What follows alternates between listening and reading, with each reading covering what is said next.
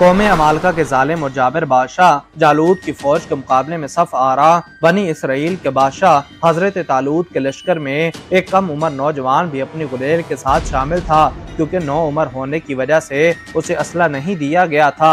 जालूत जिस्म को समाने हर्ब से सजाए निहायत दावनत और तकब्बुर से शाही सवारी पर बैठा अहले ईमान को लड़ाई की दावत दे रहा था।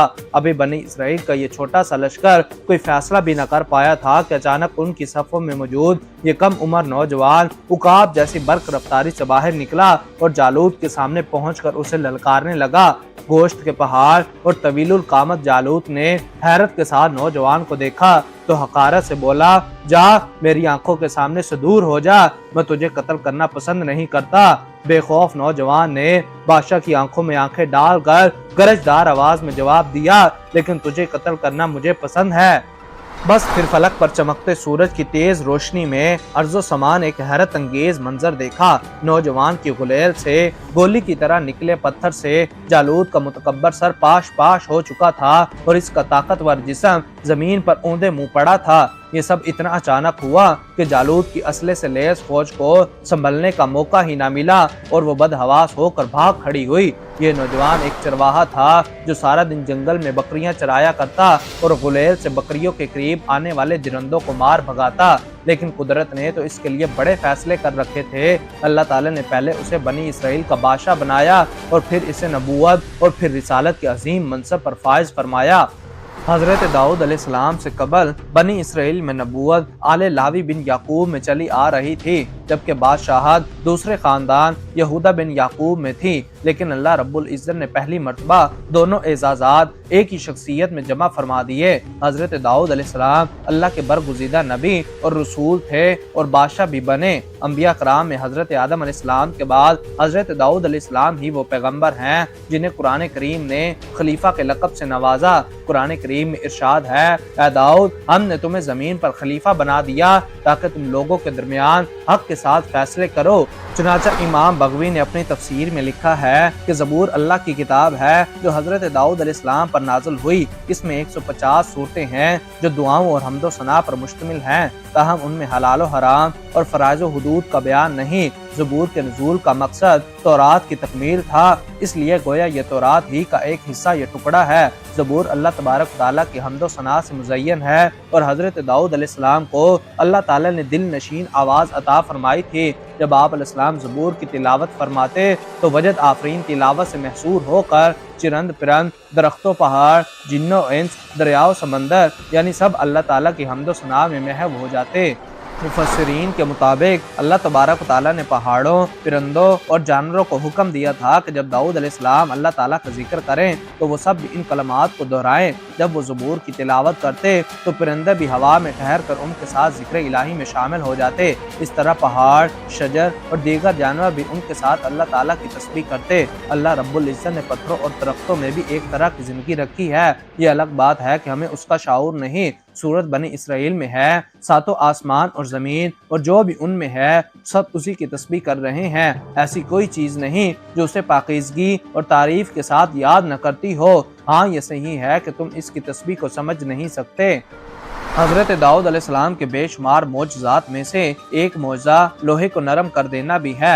हजरत हसन बसरी रहमतुल्लाह अलैह फरमाते हैं कि अल्लाह ने उनके लिए लोहे को नरम कर दिया, हत्ता के बगैर आग व भट्ठी के अपने हाथ के साथ उसे हर तरह से मोड़ लिया करते। इन्हें लोहा मोड़ने के लिए हथौड़े की जरूरत न पड़ती और ना ही किसी दूसरे औजार की। हजरत कतादा फरमाते हैं कि सबसे पहले शख्स जिन्होंने कड़ियों की इंतहाई महफूज ज़िरा बनाई वो हजरत दाऊद अलैहिस्सलाम है।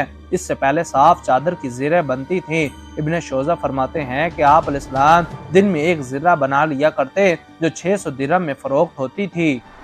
तफसीर इब्ने कसीर में हाफिज इब्ने असाकिर की रिवायत है कि हजरत दाऊद अलैहिस्सलाम अपनी खिलाफत के ज़माने में भेस बदल कर बाजारों में जाते और लोगों से पूछा करते कि दाऊद कैसे आदमी है چونکہ سلطنت میں عدل و انصاف عام تھا اور لوگ آرام و عیش سے رہتے تھے، کسی کو حکومت سے شکایت نہ تھی، اس لیے آپ جس سے بھی سوال کرتے وہ حضرت داؤد علیہ السلام کی تعریف ہی کرتا۔ اللہ تعالیٰ نے آپ کی تعلیم کے لیے ایک فرشتے کو انسانی شکل میں بھیجا تو آپ نے حسب عادت اس سے بھی وہی سوال کیا۔ فرشتے نے جواب دیا، داؤد بہت اچھی آدمی ہے، وہ اپنے نفس اور اپنی رعایا کے لیے بھی بہتر ہے، مگر ان میں ایک عادت ایسی ہے کہ وہ نہ ہوتی تو کامل انسان ہوتے۔ حضرت داؤد علیہ السلام نے پوچھا، وہ کیا عادت ہے؟ فرشتے نے کہا، وہ اپنے اور اہل و عیال کے خرچ کے لیے بیت المال میں سے لیتے ہیں۔ یہ بات سن کر حضرت داؤد علیہ السلام نے دعا فرمائی، اے اللہ مجھے کوئی ایسا کام سکھا دے جو میں اپنے ہاتھ سے کروں اور اس کی اجرت سے اہل و عیال کے اخراجات پورے کر سکوں، عوام کی خدمت اور سلطنت کے تمام کام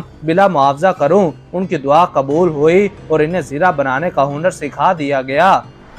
اللہ تعالیٰ نے حضرت داؤد علیہ السلام کو نبوت اور رسالت کے ساتھ ساتھ حکومت بھی عطا فرمائی تھی۔ آپ فن خطابت کے ماہر تھے، جبکہ آواز بھی خوبصورت پائی تھی، لہذا درس و تبلیغ اور واعظ و نصیحت کے ذریعے بنی اسرائیل میں جذبہ جہاد ابھارا اور انہیں کفار و مشرکین کے ساتھ جنگ پر آمادہ کیا۔ قرآن کریم میں ارشاد باری تعالیٰ ہے، اور ہم نے اس داؤد کی حکومت کو مضبوط کیا اور انہیں حکمت دی، نبوت اور فیصلے کی قوت عطا فرمائی۔ بہت تھوڑے عرصے میں فلسطین، عراق، شام، دمشق، مشرق اردن اور خلیج عقبہ سے فرات تک جزیرہ العرب کے بیشتر علاقے ان کی زیر نگی آ چکے تھے۔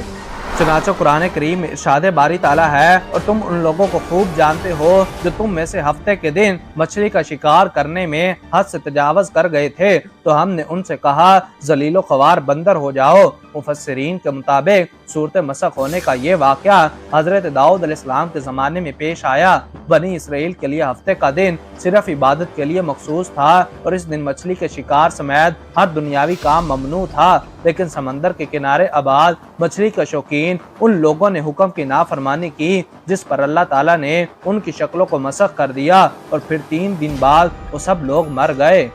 تفسیر قرطبی میں ہے کہ یہود نے شروع میں تو ہیلے بہانے کر کے مچھلیاں پکڑیں، پھر عام طور پر شکار کھیلنے لگے تو ان میں 2 جماعتیں ہو گئیں۔ ایک جماعت میں علماء اور صالح تھے جو انہیں اس کام سے روکتے، جبکہ دوسری جماعت نافرمان افراد پر مشتمل تھی۔ پھر بستی کے بھی 2 حصے کر لیے گئے، ان کے باہمی تعلقات منقطع ہو گئے۔ ایک روز محسوس ہوا کہ جس حصے میں نافرمان رہتے ہیں وہاں بالکل سناٹا ہے۔ جب وہاں جا کر دیکھا گیا تو وہاں رہنے والوں کی صورت مسخ ہو چکی تھی۔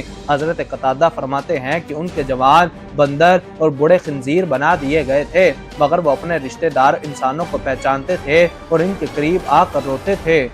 حضرت عبداللہ بن مسعود رضی اللہ تعالیٰ عنہ سے صحیح مسلم میں منقول ہے کہ بعض لوگوں نے اپنے زمانے کے بندروں اور خنزیروں کے بارے میں آن حضرت صلی اللہ علیہ وآلہ وسلم سے دریافت کیا کہ کیا یہ وہی مسخ شدہ شکلوں والے یہودی ہیں؟ آپ صلی اللہ علیہ وآلہ وسلم نے فرمایا، اللہ تعالیٰ جب کسی قوم میں مسخ صورت کا عذاب نازل کرتا ہے تو ان کی نسل نہیں چلتی بلکہ چند روز میں ہلاک ہو کر ختم ہو جاتے ہیں۔ چنانچہ اس سے معلوم ہوا کہ بندر اور خنزیر دنیا میں پہلے ہی سے موجود تھے۔ عزیزان گرامی، حضرت داؤد علیہ السلام نے 100 سال کی عمر میں وفات پائی۔ آپ علیہ السلام نے وسیع و عریض سلطنت پر 40 سال حکومت کی۔ حضرت ابن عباس سے مروی ہے کہ حضرت داؤد ہفتے کے دن اچانک وفات پا گئے اور پرندوں کی ٹولیاں بادل کی طرح ان پر سایہ فگن تھی۔ آپ کے جنازے میں شریک صرف علماء بنی اسرائیل کی تعداد 40,000 تھی، جبکہ عوام الناس کی کثیر تعداد اس کے علاوہ تھی۔ بنی اسرائیل میں حضرت موسیٰ اور حضرت ہارون کی وفات کے بعد اس قدر رنج و غم کسی اور کی وفات پر نہ ہوا تھا۔ اللہ تعالیٰ سے دعا ہے کہ وہ اپنے ان نیک بندوں کے صدقے ہماری بھی کامل مغفرت فرمائے، آمین ثم آمین۔ ویڈیو پسند آنے کی صورت میں اسے زیادہ سے زیادہ لائک اور شیئر کر کے ہماری حوصلہ افزائی کرے۔ ہماری نئی ویڈیو آنے تک اپنے دوستوں اور گرد و نواح کے لوگوں کا خاص خیال رکھیں۔ خدا حافظ۔